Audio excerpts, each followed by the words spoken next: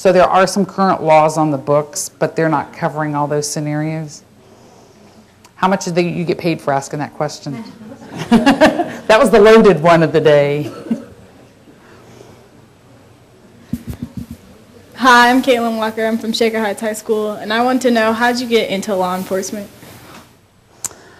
When I was probably early high school, I had a brother that was on the police department, and I thought, wow, this is a career, not a job. This is a career I could have that had decent pay, good benefits, long-term, a pension system, and I did not want to go sit behind a desk. I wanted to be out where I had a lot of contact with people. Now you got to understand, this was 1978. There were not a lot of women in law enforcement back then. So that's kind of what got me. I went on to college and went to The Ohio State University, and my degree is in criminology, which back then there was not a criminology degree at Ohio State. There is now. But I had to design my own major, submit it to the Board of Arts and Sciences. I had to have a faculty advisor who helped sponsor me, and got a criminology degree back then. Now they have one. As a matter of fact, my faculty sponsor that I had way back then is still a professor at Ohio State, and I go back and talk to his class every year. So that's kind of what got me into it. And you know what? I've never looked back. It's been a good career, 26 and a half years with Columbus. And then while I was there, I also was involved in the FOP, and I did legislative work. And what helped me get my job at the state is I wanted to take my law enforcement background, my legislative background, and kind of put those together. I'd been involved in some state policy through some legislation, and my ability to go to work at the state. I started out in Ohio Homeland Security, became the head of the Ohio Investigative Unit until early September when the governor asked me to take this position. But it's been a nice blending of both my legislative background and my law enforcement background, which is important. When you get in your career, just don't pigeonhole yourself in one way. I mean, who would have thought that I could end up where I'm at today just by being a police officer? It's things I did beyond that. My legislative work, my work involved with the FOP, my union work, that really helped me get to where I'm at today. So as you pick that college major and you go into your job and you put all your effort in your job, continue to look about how you can take that job and expand it even outside your work. Hi, I'm Ty Gossett from Brush High School, and I was wondering, how do you classify something as a pandemic or epidemic? There is a difference, and that's another one of those medical questions I know you want to know that I don't have. That's one I'd have to get back to you on. There is a difference. There's a difference in how it's dealt with. So I think pandemic is just, if I remember right, it's just within the country, and maybe epidemic goes beyond the country.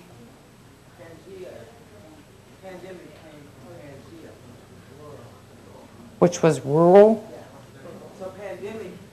See, we have someone that's got the answer.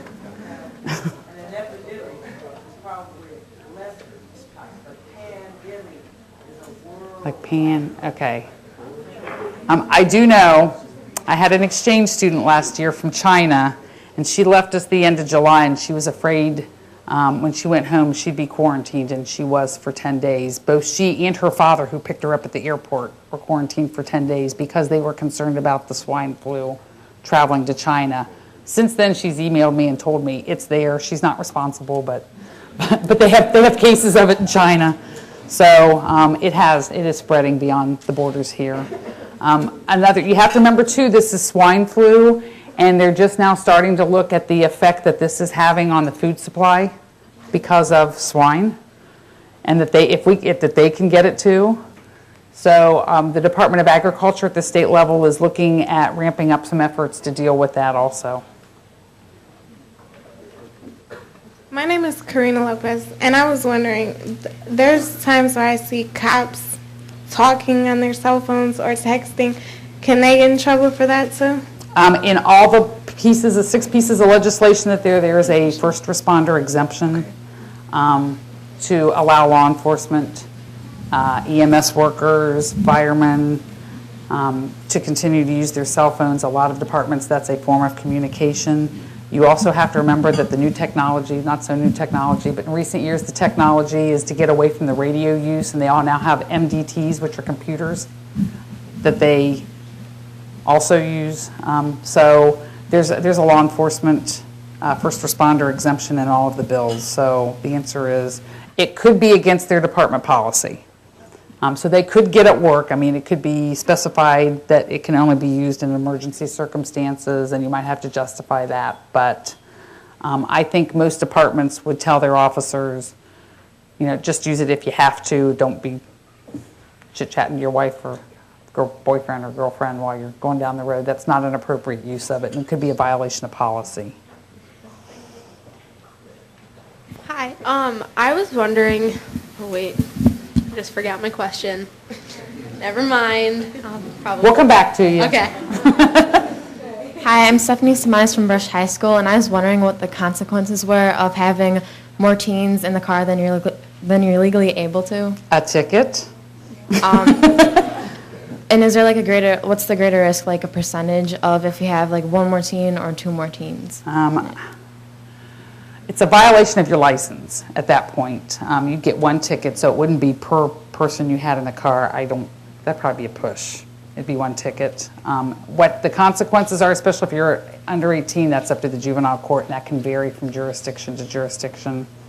Same thing as if you're an adult, but you get a ticket out of it, and you can be stopped. I mean, if they think if you've got a graduated driver's license and you've got too many people in your car, they can pull you over for that. I remember. Okay. I was wondering how it's possible. I heard on the news that the doctors weren't telling everyone that they had swine flu, and also they're just calling like basic flus the swine flu because that's the flu that's in the area now. And I know my friend's been out for 2 weeks, but the doctors won't tell her if she has a case or not. So like, how can they do that and just like leave like their like clients like in the dark about what they have? The swine flu and the flu are treated exactly the same. To be able to diagnose the swine flu is a trip to the hospital. I understand it's a painful test involving a culture perhaps down your nose. All at the end to say, you got the swine flu and we're going to treat it just like the flu. So unless you go to the hospital and are admitted, my understanding is most hospitals are not testing for swine flu because your treatment is going to be the same. So we don't want to say if you've got the flu, presume you've got the swine flu because you may not, but be cognizant it could be the swine flu, but the treatment's going to be the same. Their fear was if they were waiting to get tests back, it's going to start delay the treatment also. So they just give you the normal flu treatment. If it's bad enough you get hospitalized, I'm going to guess at that point they probably are going to test you. Hi, I'm Christina. I go to Cleveland School of the Arts, and someone at my table wanted to know, as a police officer, what was the moment that you were most proud of? The moment I was most proud of was when I had 1 year till I could retire. I was working the polygraph unit, which is, as you know, might be I did lie detectors for the city of Columbus for about 8 to 10 years. I was working there, and the chief decided that we needed to put more officers back out on the street. There was a hiring freeze, and they were looking at what jobs they could civilianize and who they could put back out on the street. And I was the only sworn law enforcement officer in the polygraph unit. And so I was given 45 days to find another job within the department. I had 1 year to go till retirement. So at that point, I thought, well, I could go back to patrol, but I hadn't worked a cruiser since probably 1986, so they'd have to retrain me. So I decided, I always wanted to learn to ride a motorcycle.